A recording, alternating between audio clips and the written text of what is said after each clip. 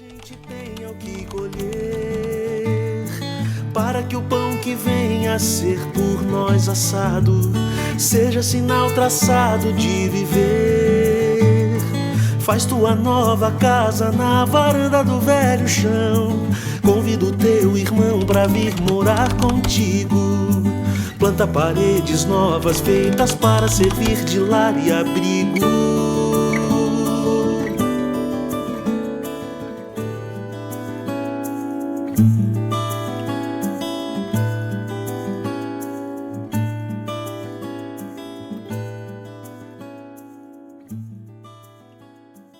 Paz, graça e bem a todos.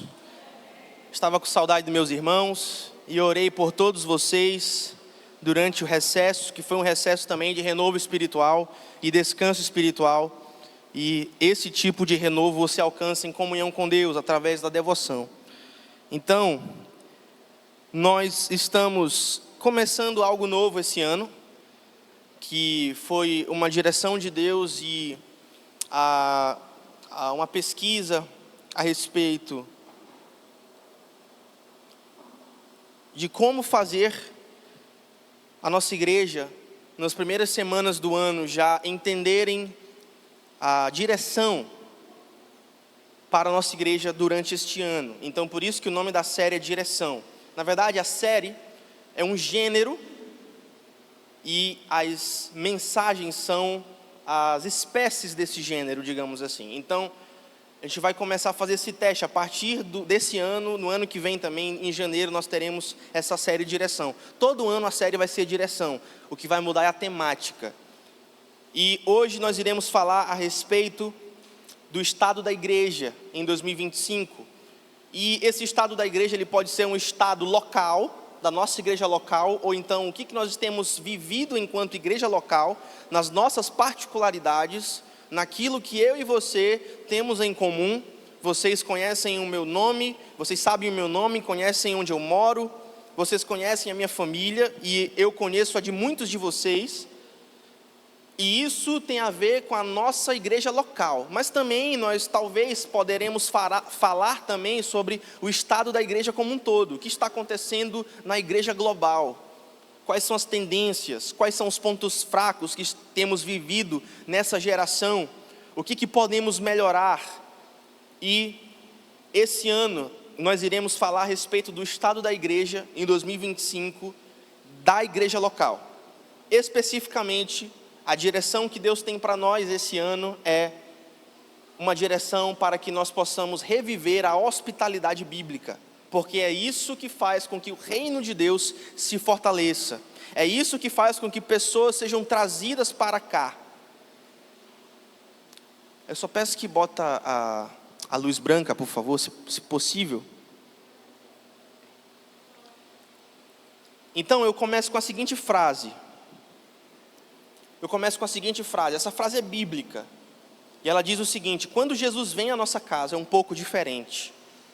Muitas vezes ele vem disfarçado de incômodo, como alguma irritação, camuflado como uma interrupção, e é bom que saibamos disso com antecedência.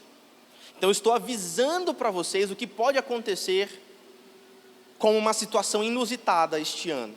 Vou repetir: quando Jesus vem à nossa casa é um pouco diferente. Muitas vezes ele vem disfarçado de um incômodo.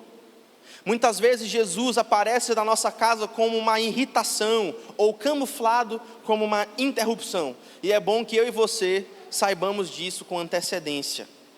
Queridos, eu quero levantar o nível de consciência de vocês para essa temática.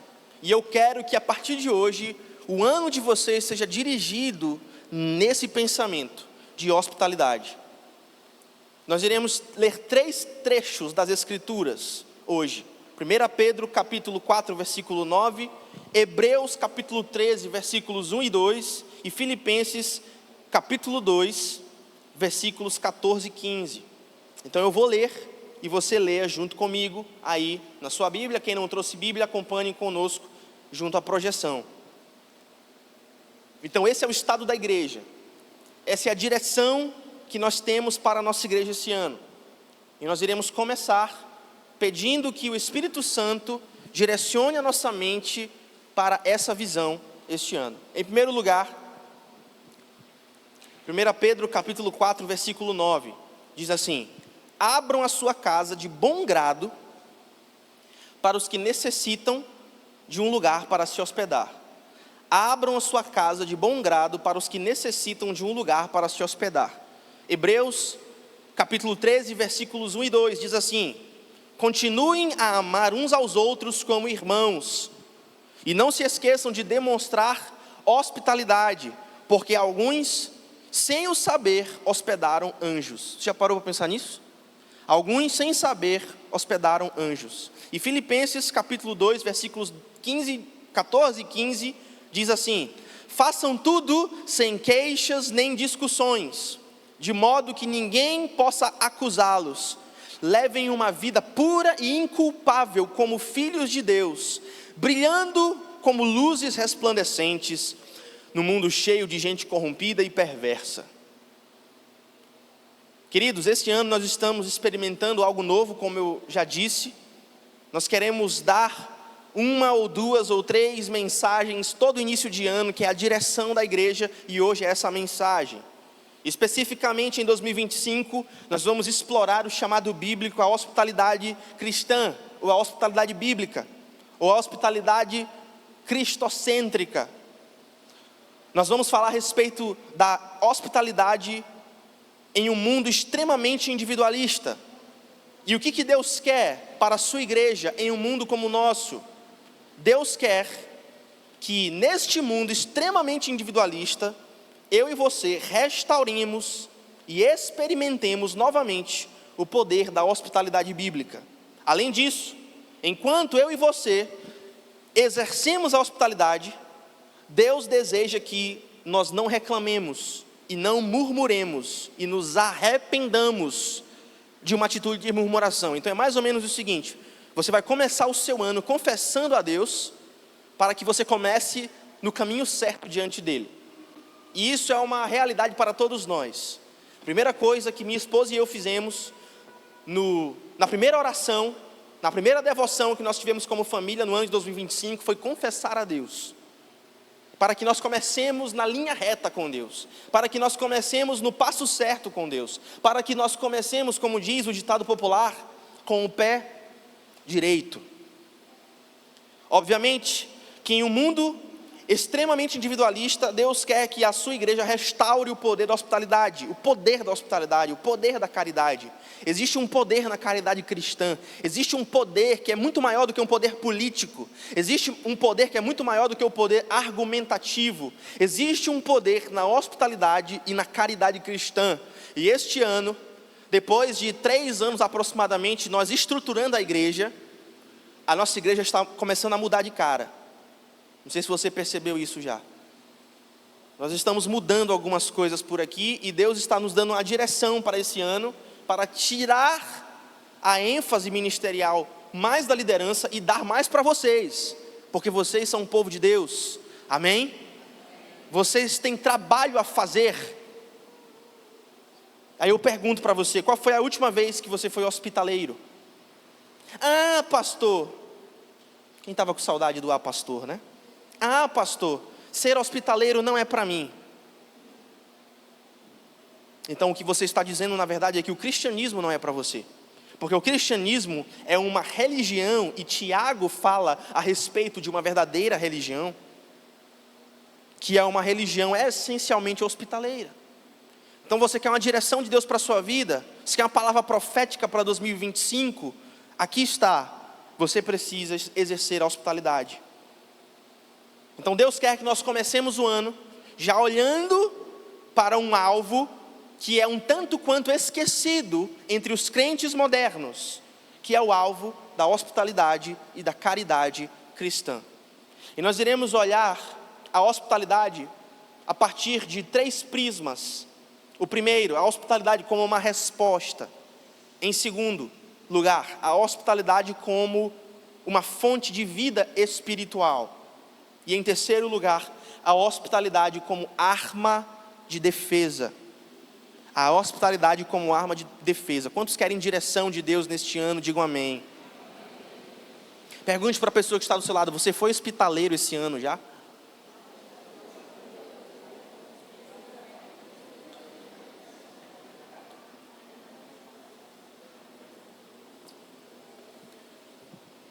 Vamos lá. Em primeiro lugar, a hospitalidade como uma resposta. A hospitalidade como uma resposta. Queridos, existe uma pergunta que é feita, tanto de forma pública como de forma privada, por muitas pessoas, que é a pergunta: como é que nós solucionamos? Como é que nós podemos resolver esses problemas que nós temos vivido? 2024 não foi um ano financeiramente fácil para muitas pessoas aqui. Dizem os especialistas que 2025 seria um ano que traria ainda mais dificuldades financeiras. Então, claramente, nós temos problemas. Mas aí você pode dizer: pastor, eu não tenho problema financeiro. Mas existem outros problemas na sua vida. Talvez sejam problemas emocionais. Talvez sejam problemas espirituais. Talvez sejam problemas de relacionamentos. Todos nós temos problemas, essa que é a realidade. É uma realidade inescapável. Talvez seja um problema de saúde. Todos nós temos problemas. Ora, uma pergunta é feita de forma pública e de forma privada: como é que eu e você resolvemos esses problemas? Qual é a solução para as questões que levantam essa pergunta? Acontece que eu e você participamos de uma igreja evangélica, nós temos uma confissão protestante, nós somos evangelistas, pelo menos deveríamos ser. E quando alguém pergunta para nós como é que nós podemos resolver os problemas que se levantam, qual é a resposta que usualmente eu e você dizemos? A resposta é: ora, Jesus é a solução. Sim ou não? Jesus é a solução. Afinal de contas, todos nós somos evangélicos. E todos nós temos essa resposta para dar. Jesus é a solução. Eu entendi. Essa é a resposta que todo mundo que está na igreja responde. Jesus é a solução. Obviamente que essa é uma resposta que eu esperaria de uma pessoa que se diz evangélica. Sim, Jesus é a solução. Mas eu pergunto para você nessa noite: isso é suficiente? Como assim, pastor?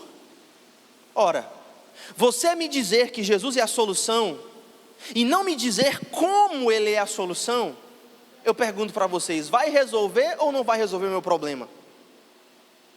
Você me dizer que Jesus é a solução e não me dizer como Ele é a solução, não vai resolver o meu problema. Mas como?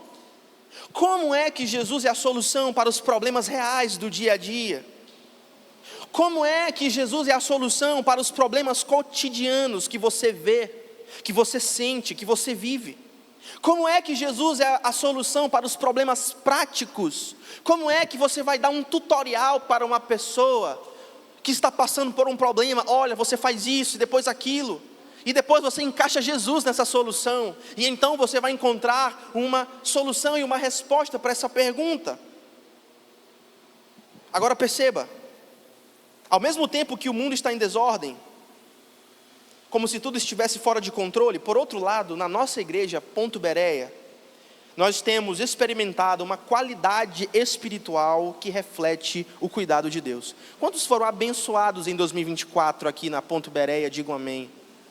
Quantos participaram das conferências e foram abençoados por Deus? Quantos participaram dos GCs, dos grupos de comunhão, e foram abençoados pela graça de Deus? Digam amém. Quantos passaram um tempo fora e sentiram saudade da comunhão aqui na Ponto Bereia? Então, se por um lado, lá fora, as coisas estão em desordem, por outro lado, aqui na nossa igreja, nós temos experimentado uma qualidade de vida espiritual que reflete o cuidado de Deus. Muitas igrejas estão desorganizadas, muitas igrejas estão com membros brigando uns com os outros, muitas igrejas estão experimentando situações de desunião, e pela graça de Deus, a Ponto Bereia, nesses últimos 2 anos especificamente, tem experimentado um crescimento espiritual, uma comunhão viva, um amor mútuo, uma hospitalidade genuína. Ou seja, existe um contraste aí. Existe um contraste entre o mundo lá fora e existe um contraste entre aquilo que nós temos vivido localmente. Os discipulados estão acontecendo, as formações de liderança têm acontecido da mesma forma, os cultos têm sido abençoados, as confissões de pecado têm acontecido, Deus tem olhado para nós com graça. Então nós temos sido uma igreja que tem sido abençoada por Deus, e isso não é coincidência. Então, a sabedoria de Deus para a tua vida nessa noite é que Deus nos chama para sermos luz, amém? Deus nos chama para sermos luz em um mundo de trevas. Deus estabelece um pacto de bênção conosco, afinal de contas o nosso Deus é um Deus de pactos, para que eu e você possamos abençoar os outros. Então Deus nos abençoa, para que através de nós, outras pessoas que eu e você alcançamos, possam ser abençoadas também. Esse ano de 2024, pessoas foram se hospedar na minha casa, para pedir conselhos, para pedir direção. E olha que eu nem sou um homem de negócios, quem me conhece sabe, eu tenho uma grande dificuldade até de organizar a minha agenda. Quem está organizando agora é minha mulher. Acontece que não se trata do que você sabe ou que você não sabe de forma técnica, mas daquilo que Deus te usa para entregar para outras pessoas. Então, esse ano, teve um empresário que já fatura alto, inclusive. Ele foi se hospedar lá em casa. E eu não tinha um conselho de negócios para dar para ele, mas eu falei dos princípios da palavra, porque as pessoas muitas vezes chegam a nós para pedir conselho, elas chegam para nós para pedir uma direção espiritual, e é isso que Deus quer que você alcance essas pessoas. Quantos entendem, digam amém. Então Deus estabelece um pacto de bênção conosco, para que, nos abençoando, nós possamos estender e transbordar essas bênçãos para outras pessoas. Agora eu pergunto para você nessa noite, como é que você abençoa outras pessoas nesse contexto? Através da hospitalidade. Diga, hospitalidade. Afinal de contas, se eu não tivesse hospedado esse camarada na minha casa, eu não poderia abençoá-lo. Eu não poderia falar da parte de Deus na vida dele, ministrar na vida dele. Como é que nós fazemos isso? Sendo as mãos e os pés de Jesus, através do seu corpo, através da hospitalidade. Isso significa que essas pessoas têm chegado na nossa igreja, têm chegado nas nossas casas, buscando ajuda, fugindo de lugares caóticos, buscando respostas. E obviamente que isso nos humilha e nos faz romper em gratidão ao nosso Deus. Mas como discípulos, nós não fomos chamados para nos enclausurarmos em uma bolha. Nós não somos ilha. Nós não fomos chamados para vivermos algo simplesmente localmente, ou simplesmente de forma egoísta, ou simplesmente retendo as bênçãos que Deus tem nos dado. Ora, nós cantamos uma canção que diz: ó vinde adoremos ao Deus que as bênçãos dá. E se Ele dá, Ele quer que nós também possamos dar. Filipenses 2,15 nos diz: fazei tudo sem murmurações nem contendas, para que vos torneis irrepreensíveis e sinceros, filhos de Deus inculpáveis, no meio de uma geração pervertida e corrupta. É assim que nós respondemos à pergunta: como é que nós podemos solucionar essas crises? Olha, lá fora o mundo está caótico, mas dentro da casa de Deus, especialmente da nossa igreja, as coisas estão bem. Deus tem nos suprido.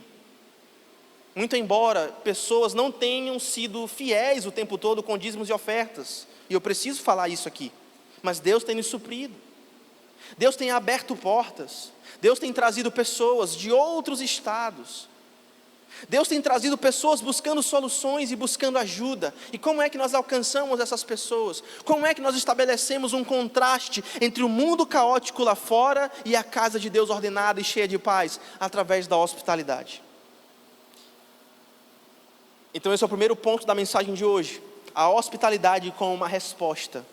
A hospitalidade como uma resposta. Para que pergunta?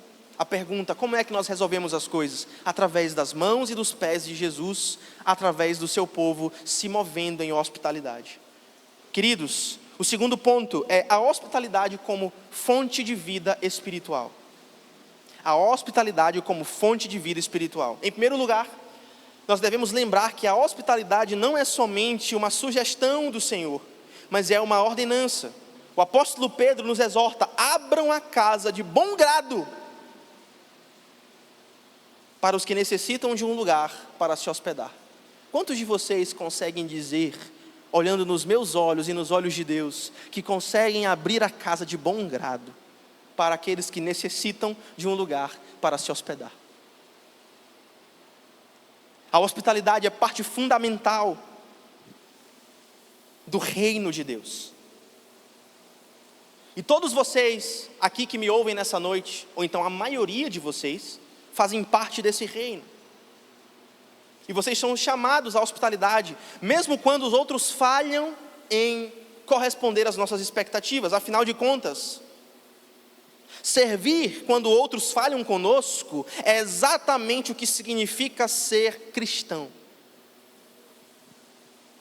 Todos vocês que são cheios do Espírito Santo já foram traídos por alguém e ao mesmo tempo tiveram que continuar servindo essa pessoa. É exatamente isso que significa ser cristão. Em outras palavras, você consegue praticar a hospitalidade sem esperar nada em troca? Será que você consegue fazer isso? Como Pedro diz, existem situações que vão surgir para nos fazer reclamar. Um convidado que não agradece, um convidado que não retribui, ele abusa da tua boa vontade.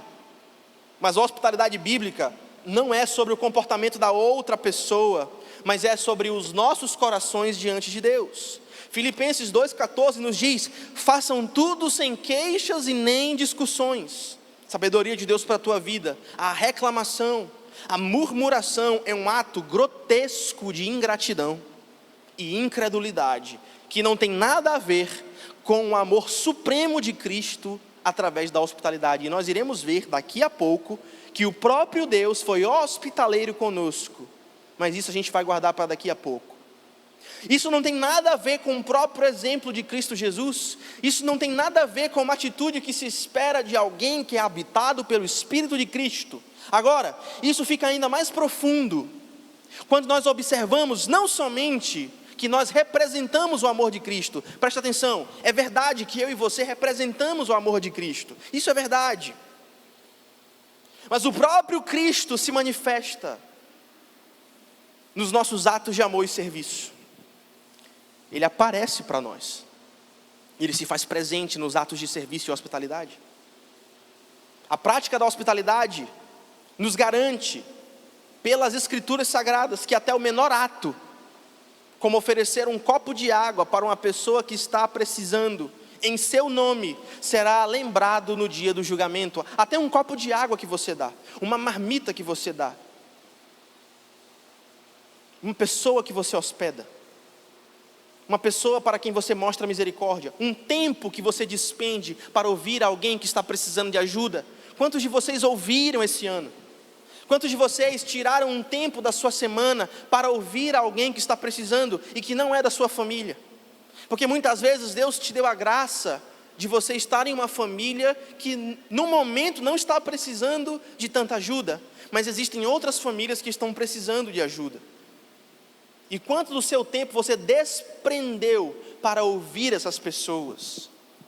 Marcos 9,41 nos diz que até um copo de água que nós damos a alguém, em nome de Jesus, será levado em conta no dia do julgamento. O texto que nós lemos nos diz que, sem saberem, algumas pessoas hospedaram anjos. Você já parou para pensar nisso? Você já parou para pensar que na sua vida cotidiana, na sua vida mundana, na sua vida ordinária, Deus graciosamente pode te ter dado uma oportunidade de hospedar um anjo? Isso é verdade. Isso é verdade. Você precisa acreditar, isso é sabedoria de Deus para a tua vida. E sem fé é impossível agradar a Deus, que Deus valoriza até as menores ações. Até um copo d'água, até um prato de comida, até um tempo que você desprende para ouvir alguém que está precisando. Deus valoriza até mesmo as menores ações, pois tudo o que fazemos para o Senhor não é em vão. Quantos podem dizer amém nessa noite? E eu tenho certeza que esse é o tom que Deus está apresentando para você nessa noite, para que dê o caminho do que você vai fazer neste ano. E certamente é o caminho que nossa igreja deve adotar. Afinal de contas, assim se estabelece o reino de Deus. Não segurando as bênçãos para nós mesmos, mas sendo um canal de bênçãos para transbordar para a vida de outros. E eu tenho certeza, preste atenção nisso, porque isso aqui é sabedoria de Deus para a tua vida. A vida de muitos de vocês aqui nessa noite está xoxa, raquítica, doente. E o reino de Deus ainda não se manifestou na vida de muitas pessoas aqui, sabe por quê? Porque o amor de Cristo ainda não fluiu através da hospitalidade em vocês e através de vocês. Quantos irmãos vocês visitaram esse ano de 2024? Quantas pessoas você mandou mensagem? Quantas pessoas você se importou? Nós cantamos no Natal que talvez seja a culminação de tudo que aconteceu no ano de 2024. E nós cantamos uma música que diz assim: creio assim, Deus por mim se importou. Deus se importou conosco. Ao longo da história da redenção e dos evangelhos, você vê inúmeras narrativas de como o próprio Cristo encarnado se importou. Você vê uma mulher samaritana que era uma mulher extremamente marginalizada e que não era peça boa, vamos concordar juntos aqui.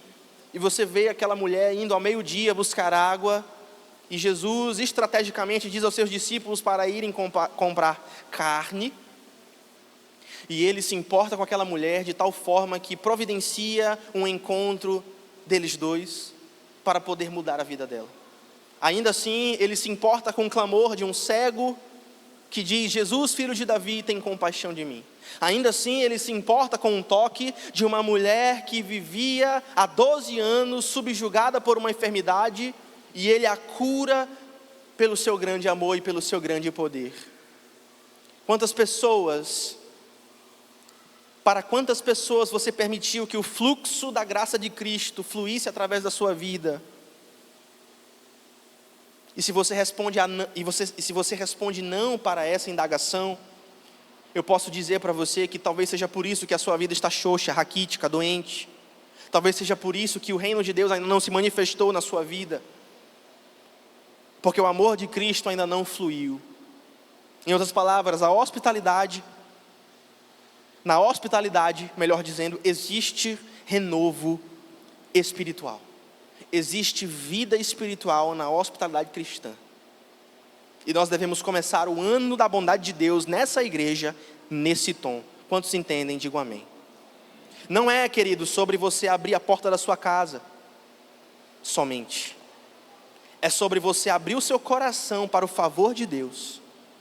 Filipenses 2:3 nos instrui: não sejam egoístas e nem tentem impressionar ninguém. Sejam humildes e considerem os outros mais importantes do que vocês. Em outras palavras, a hospitalidade é uma oportunidade de você refletir a graça de Deus que nos acolheu quando eu e você éramos indignos e pecadores. Agora, isso não para por aí. Nós acabamos de olhar o segundo aspecto da hospitalidade. A hospitalidade não somente é uma resposta para os anseios de um mundo caótico. Nós acabamos de olhar isso. Lá fora o mundo está caótico. Na casa de Deus há suprimento. No mundo existe guerra, na casa de Deus existe paz. Como é que existe esse contraste? Como é que nós explicamos isso? A hospitalidade cristã. O amor de Deus fluindo através das nossas mãos e dos nossos pés. Quantos entendem isso? Digam amém. Então o mundo está caótico, mas a casa de Deus está ordenada. Porque na casa de Deus existe favor, existe graça, existe ação, existe caridade, existe hospitalidade. Em segundo lugar, a hospitalidade faz com que de nós flua um rio de vida. Nós acabamos de ver isso também. A hospitalidade é um rio de vida espiritual. E em terceiro lugar, o terceiro aspecto da hospitalidade é a hospitalidade como arma de defesa. Quantas pessoas você conhece que dizem assim: eu tenho um relacionamento com Deus, mas eu não vou na igreja? Quantos de vocês conhecem pessoas assim? Aí eu pergunto para vocês, vocês que conhecem essa pessoa, a vida espiritual dela é uma boa vida espiritual? Nunca é, né? Por quê? Porque não existe relacionamento com Deus fora da igreja. Queridos, não foi o pastor Rick que inventou a igreja. Não foi Paulo que inventou a igreja. Jesus inventou a igreja. O que isso quer dizer na prática? Satanás sabe.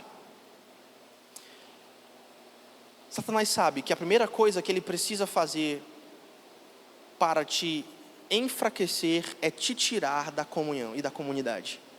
A primeira coisa que Satanás faz é te afastar da comunidade. E ele sabe que uma vez você afastado da comunidade, você se torna uma presa fácil e vulnerável aos seus intentos. Quantos entendem isso, digam amém. Então, você não vai deixar de congregar esse ano, em nome de Jesus. Você vai aparecer neste domingo, que não é domingo, é o dia do Senhor. Vocês lembram disso lá do ano passado? Não é domingo, é o dia do Senhor. É um dia de lembrança, é um dia de descanso do labor, é um dia de aliança entre nós e o nosso Senhor. Até rimou, né? Pois é. Então, nós precisamos lembrar que a hospitalidade, essa comunhão, esses atos de serviço, de amor e de graça, não são somente uma resposta para o mundo e não são somente uma fonte de vida espiritual. Mas nós precisamos lembrar que a hospitalidade é também, antes de tudo, uma arma de defesa contra os intentos de Satanás. A hospitalidade é uma arma espiritual poderosa contra os ataques malignos, sejam físicos ou espirituais. Sabe por que físicos? Toda vez que você, digamos que uma irmã esteja em perigo, qualquer irmã aqui que estiver em perigo, qualquer dia desse, você sabe que você pode ligar para os presbíteros dessa igreja, para o conselho dessa igreja, e nós vamos conseguir pelo menos uns 15 homens para lhe defender. É mentira o que eu estou falando, irmãos? Nós vamos lhe defender.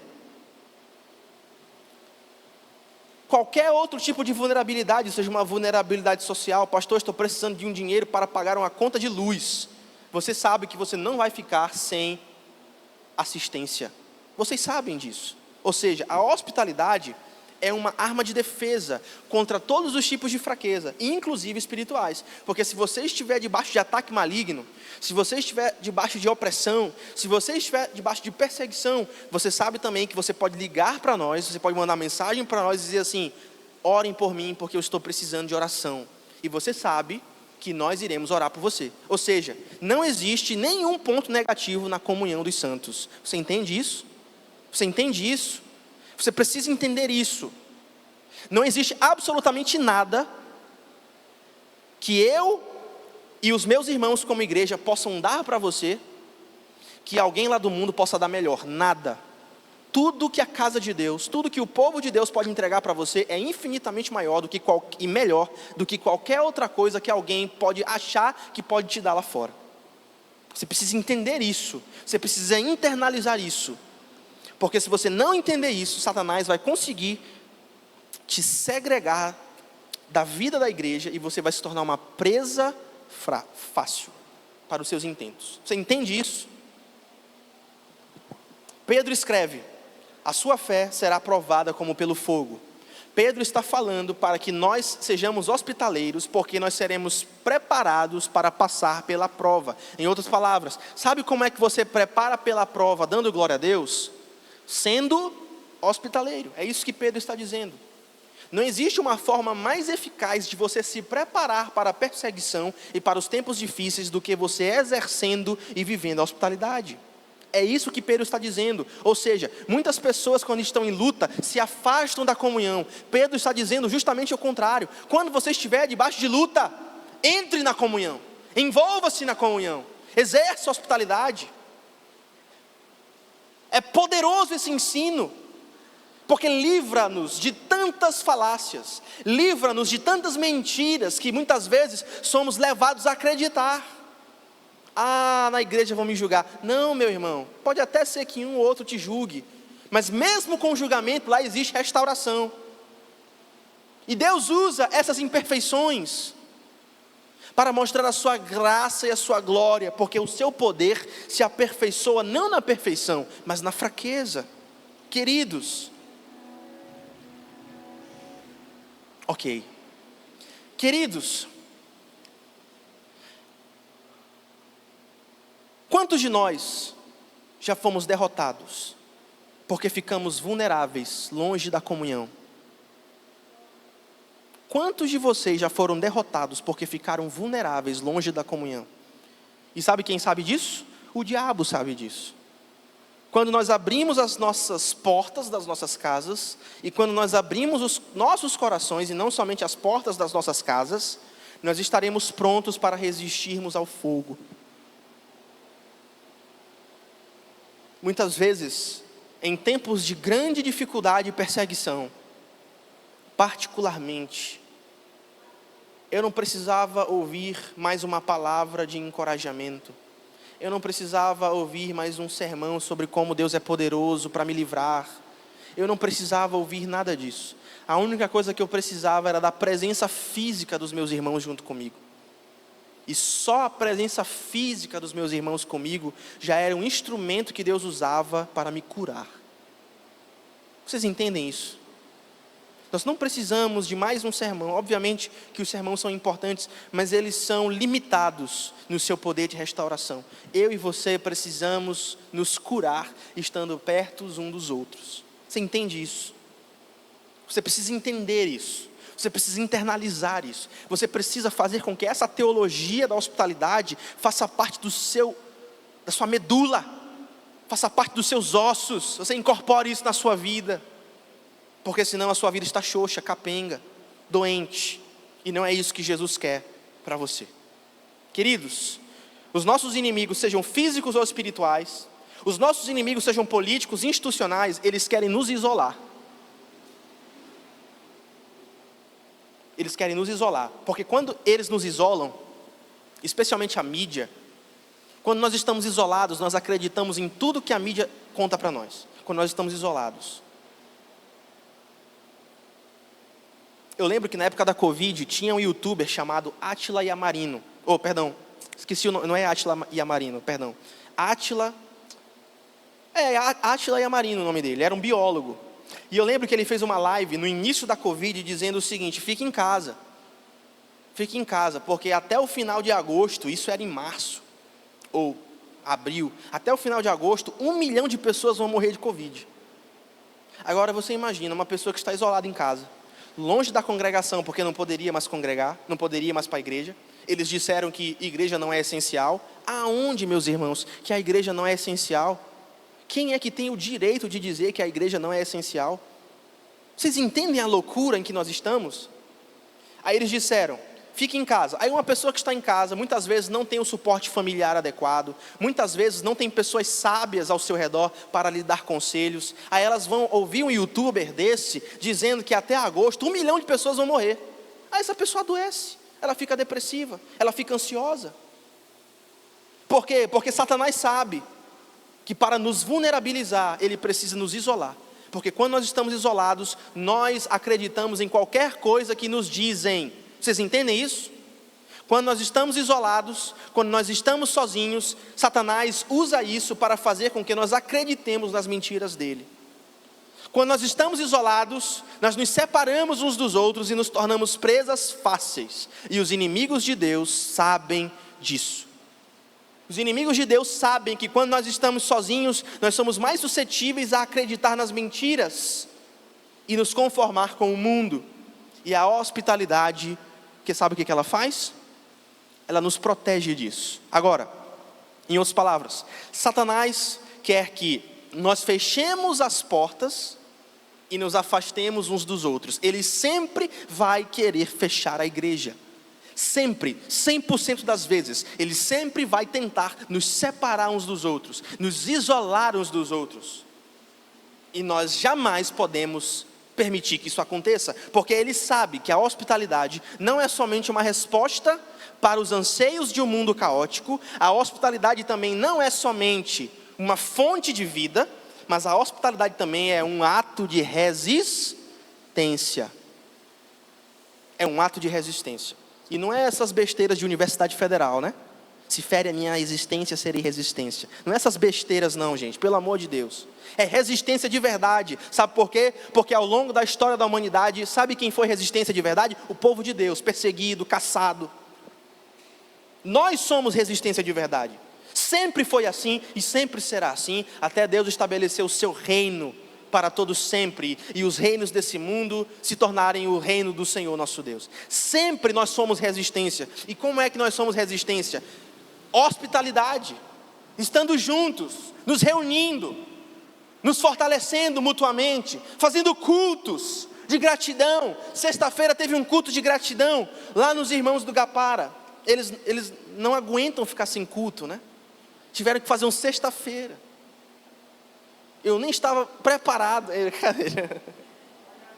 Mas foi uma grande bênção. Nós não podemos ficar sem culto, nós não podemos ficar sem GC, nós não podemos ficar sem exercer a hospitalidade na casa um do outro, porque quando nós fazemos isso, nos vulneramos, e quando nós estamos vulneráveis, Satanás nos destrói. Todos os movimentos do inimigo é para nos isolar, mas Jesus quer que nós nos unamos, porque quando estamos unidos, a nossa força é molecular. Sabe como é a força molecular? Um átomo se une ao outro, que se une ao outro, que se une ao outro, que se une ao outro, e eles se tornam uma cadeia de átomos que é quase impossível de vergar. É isso que Jesus quer. Satanás quer nos tornar em átomos. Satanás quer nos atomizar. Jesus quer nos unir. Nos unir. Eu vou dar mais um exemplo. Famílias. Famílias.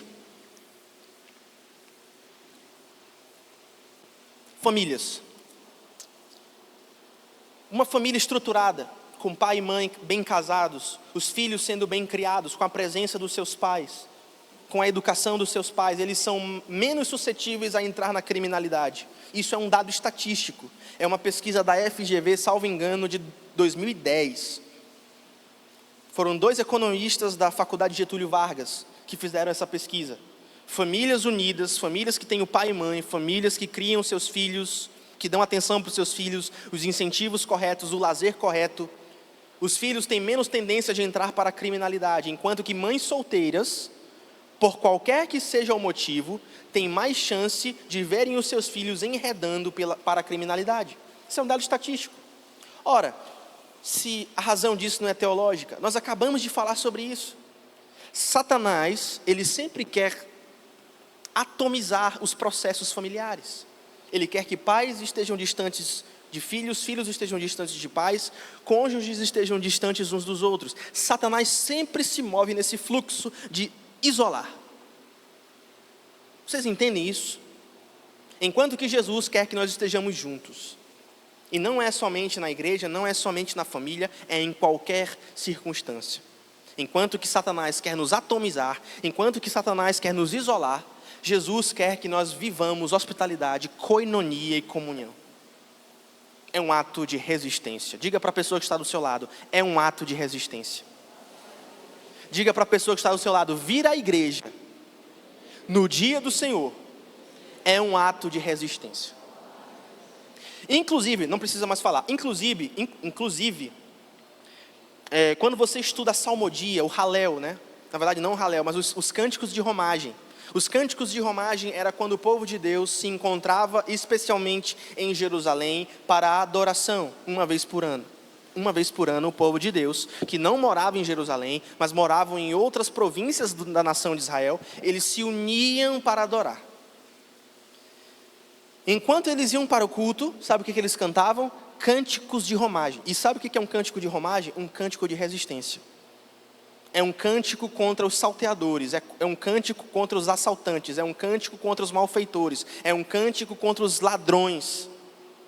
Ou seja, o povo de Deus, ao longo de toda a história da humanidade, desde lá do Antigo Testamento, sempre foi um povo de resistência. O culto é um ato de resistência. Sabe por quê? Porque aqui nesse culto, Brandão não é Senhor. Vocês entendem isso? Aqui nesse culto, Braide não é Senhor. Lula nessa igreja não é Senhor.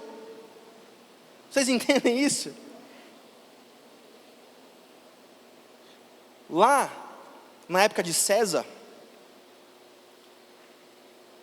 César dizia que os cristãos, já era na época do Novo Testamento, os cristãos deveriam entregar os seus filhos, os romanos, vou repetir, na época do Império Romano, já na época do Novo Testamento, César dizia, César era um título, podia ser Nero César, Gaba César, Vespasiano César, podia ser vários Césares, era um título. O César dizia, por causa da legislação romana, que os cidadãos que viviam debaixo das províncias romanas, eles deveriam entregar os seus filhos defeituosos para morrerem no pátubulo, que era como se fosse um pátio de mármore, que ficava exposto a temperaturas altíssimas do sol, porque aqueles filhos defeituosos iriam se tornar um peso para o Estado sustentar. E os cidadãos romanos pagãos, eles pegavam os seus filhos e jogavam lá, os seus filhos que nasciam com alguma deficiência. E o que acontecia? Os cristãos, eles diziam assim: César não é Senhor, Cristo é Senhor. E eles pegavam aquelas crianças e as adotavam. Por quê? Porque César não é Senhor, Cristo é Senhor. César não tem o direito de dizer que a igreja não é essencial. Vocês entendem isso? E é por isso que nós devemos nos reunir. Porque eles não têm o direito de dizer o que é essencial ou não. A igreja e o povo de Deus sempre se reúnem em um ato de resistência. E é isso que nós não podemos esquecer. E é por isso que nós resistimos, inclusive, aos acenos do mundo e aos acenos do adversário e às investidas do adversário, estando juntos, meus irmãos. Estando juntos. Eu poderia falar várias outras aplicações a esse respeito, mas eu acho que ainda temos 2 domingos para falar sobre isso. Então, eu já estou indo. Vou seguir na minha exposição. Agora, qual é o nosso problema? Qual é o nosso problema? O mundo que você vive, que eu vivo, odeia essa mensagem. O mundo odeia essa mensagem. Imagina só. O mundo deseja que eu e você nos fechemos uns para os outros. Então, Vandinho não pode entrar na minha vida. E aqui eu quero dar uma exortação, principalmente para os casais jovens aqui. Está faltando casal jovem aqui hoje, né? Mas eu quero dar uma exortação para vocês. Vocês precisam deixar as pessoas entrarem nas vidas de vocês. A minha geração de casamentos é uma geração muito ruim de casamentos. São jovens muito isolados, que acham que podem viver as suas vidas só eles dois. Eu tenho vários amigos, irmãos, vários mesmo, pessoas que eu gosto, pessoas que eu amo como amigos, que fizeram o casamento só ele e a pessoa. E são pessoas de igreja. Tem cabimento um negócio desse? Quem que vai ajudar esse casal quando eles estiverem passando por um problema? Tem sentido isso? Aí eu falo assim, não, é porque o que importa é só nós dois aqui e a nossa vida. Não, eu vou me casar. E aí vai, não chama pai, não chama nem pai nem mãe. Tem alguma chance dessa geração dar certo? Tem alguma chance? Tem cabimento isso, meus irmãos? Eu fico indignado quando eu vejo essas coisas. Essas pessoas não sabem nada da vida, não sabem nada de sabedoria bíblica. E vão precisar de ajuda, porque todos nós precisamos de ajuda no casamento. Todos nós precisamos de ajuda na nossa família. Todos nós precisamos de pessoas entrando na nossa vida de vez em quando, às vezes de vez em sempre. Arrependam-se disso. Arrependam-se disso. Quando vocês se casarem, tenham uma comunidade vibrante ao redor de vocês. Antigamente, quando uma jovem mulher se casava, ela ficava ainda 2 anos ali perto da mãe, perto do pai, perto da sogra que fosse. Por quê? Porque quando nós estamos aprendendo a andar com as nossas próprias pernas, nós precisamos de ajuda, nós precisamos de hospitalidade, nós precisamos de almoçar com o nosso pai, almoçar com a nossa mãe, nós precisamos de almoçar com a família. Nós sempre precisamos de ajuda, nós sempre precisamos que as pessoas entrem na nossa vida. O mundo odeia essa mensagem e nós precisamos nos arrepender dela, em nome de Jesus. Queridos, entre neste ano de 2025 com essa sabedoria de Deus, de que você precisa de comunidade, de que você precisa chamar alguém para sua casa, de que você precisa chamar alguém para morar com você, se for o caso. Na época da minha mãe, na época dos meus pais especialmente, que eles começaram o ministério pastoral deles, isso era comum, os pastores chamarem gente para morar dentro de casa, comum. Quem é Quem conhece sabe, né? Quem é um pouco mais antigo, lembra dessa época, os pastores chamavam o pessoal do interior, todo lascado, não tinha nem onde cair morto, vem morar aqui em casa enquanto tu arruma um emprego. Comum, isso é o comum. Para chegar hoje em dia e um monte de jovem casando só ele e a noiva dele, e ainda se diz cristão. Eu vou coringar. Eu estou quase coringando, meu irmão, meus irmãos. Não tem condição. Nós todos precisamos nos arrepender de não permitirmos que pessoas entrem na nossa vida e ainda termos a pachorra de quando estivermos em dificuldade pedir ajuda.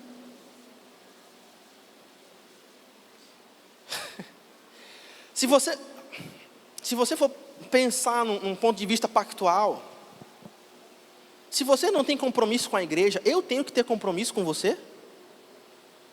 Até na questão do dízimo de oferta. Se você não dá dízimo de oferta, por que eu tenho que te dar uma cesta básica? Você já parou a pensar nisso?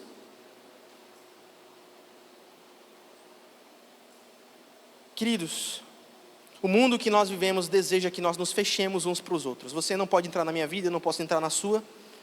Ao mesmo tempo, quer que nós nos usemos uns aos outros para o nosso próprio benefício.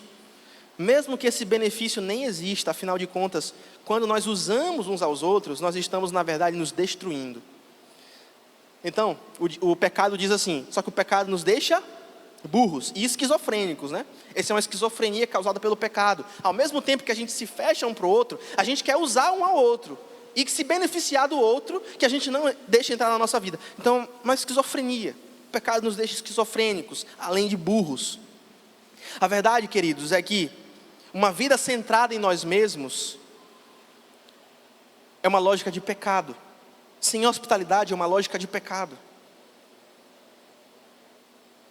Agora, o Evangelho tem um caminho melhor para nós. Como? Como o Evangelho tem um caminho melhor para nós? Queridos, lembrem-se disso. Preste atenção para mim. Já estou terminando. Enquanto eu e você éramos inimigos de Deus, enquanto eu e você éramos distantes e rebeldes, Jesus veio até nós. Jesus não somente nos resgatou do nosso estado espiritual de morte, mas Ele restaurou toda a ordem criada para si. De tal forma que Jesus hoje é o Salvador do mundo. Agora pense nisso, pense nisso. Eu e você perseguíamos o Filho de Deus. Eu e você ofendíamos o Filho de Deus e muitas vezes ainda ofendemos o Filho de Deus com os nossos pecados. Eu e você rejeitamos a sua bondade. E o que Jesus faz? Ele nos recebeu com a hospitalidade divina. Sabe por que eu digo isso? Porque enquanto éramos inimigos, Jesus abriu as portas da sua casa, do seu reino, e nos acolheu como filhos. Enquanto éramos inimigos, filhos da ira, inimigos de Deus, Ele não somente abriu as portas do seu reino para nós, mas sabe o que Ele fez? Ele nos deu lugar na sua mesa. Sabe o que é a ceia do Senhor, que vai ter semana que vem? É Jesus nos recebendo em hospitalidade. Ele diz assim: vem para a minha casa, dorme no meu colo, dorme na minha casa. Eu fiz um quarto para você. Você entende isso? Agora, eu quero te dar algumas orientações práticas para refletir e praticar.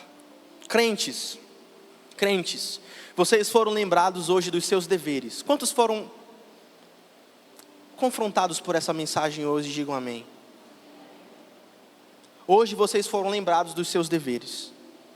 A palavra de Deus nos exorta à hospitalidade. Este é o tom da nossa igreja este ano. Orando para que Deus nos dê a graça de organizarmos a nossa igreja para acomodar essa temática este ano. Então vocês, como crentes, foram lembrados dos seus deveres, de serem hospitaleiros. E esse chamado não é opcional, mas ele reflete o caráter de Cristo em nossas vidas. Então, como é que nós fazemos isso? Em primeiro lugar, a hospitalidade é um chamado bíblico. Deus nos ordena: sejam hospitaleiros uns com os outros, sem reclamação.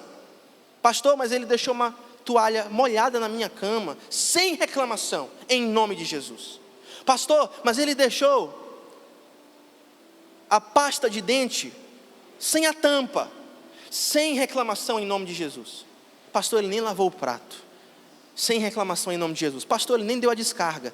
Sem reclamação em nome de Jesus. Sirva sem esperar retribuição, lembrando-se que o próprio Deus valoriza até o mínimo copo de água. E muitas vezes, sem você nem esperar, você está abrigando o próprio Jesus. Você já parou a pensar nisso? Jesus aparece. Volta lá na primeira frase, meu filho. A primeira frase da mensagem. Vamos ler juntos essa mensagem? Quando Jesus vem à nossa casa, é um pouco diferente. Muitas vezes ele vem disfarçado de incômodo. Às vezes você está lá lavando uma louça, fazendo a comida. Você está tratando uma galinha. E aí aparece uma visita. E aí, meu Deus. Mas sabe quem pode ser? Jesus. Você já parou para pensar que esse ano você pode ter a oportunidade de abrigar o Filho de Deus? Pense nisso. Jesus aparece disfarçado de incômodo. A Bíblia diz isso, não é eu que estou dizendo isso. Como? Alguma irritação. Muitas vezes Jesus aparece camuflado como uma interrupção.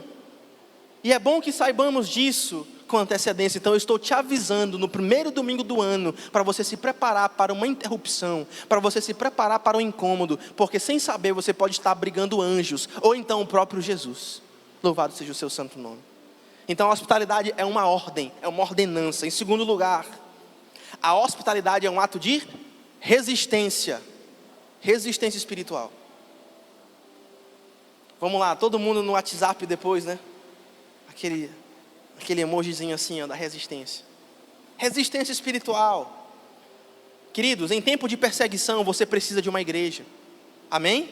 Em tempo de fraqueza espiritual você precisa de uma igreja.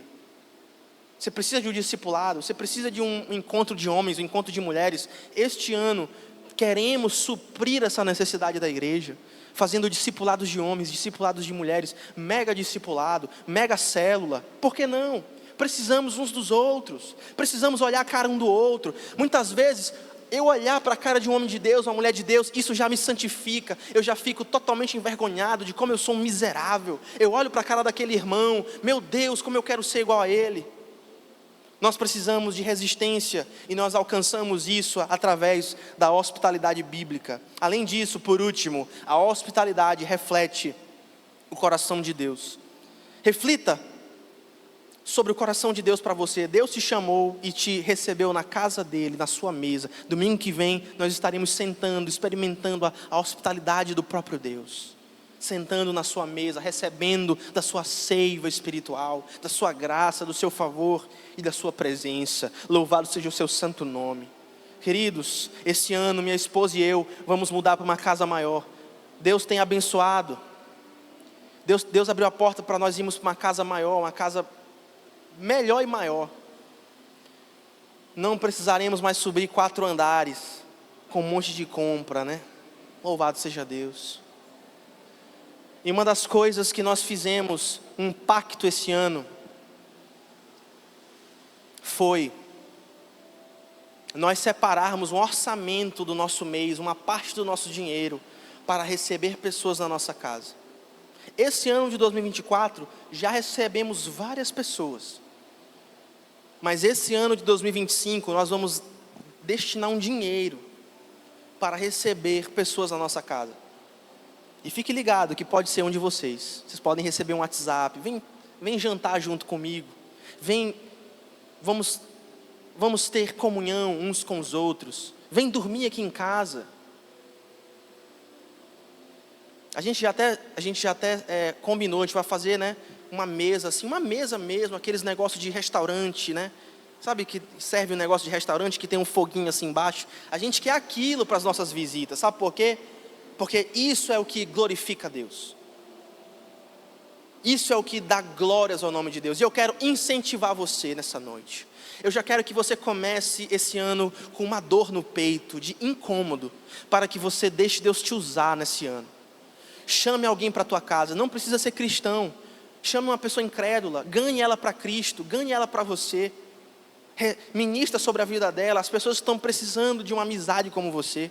Abra a sua casa, abra a sua vida, cozinhe para alguém esse ano que não seja da sua família, traga os irmãos para a sua casa. Amém? Vocês estão ligados? Estão ligados, esse ano vai ser um ano de crescimento numérico. Por quê? Porque vocês vão trazer pessoas para a vida de vocês e depois para a igreja. E da igreja para outras igrejas. E das igrejas para as casas. E esse ciclo nunca tem fim. Então vamos viver comunidade esse ano. Eu nem gosto desse clichê, mas é isso, vamos viver comunidade esse ano.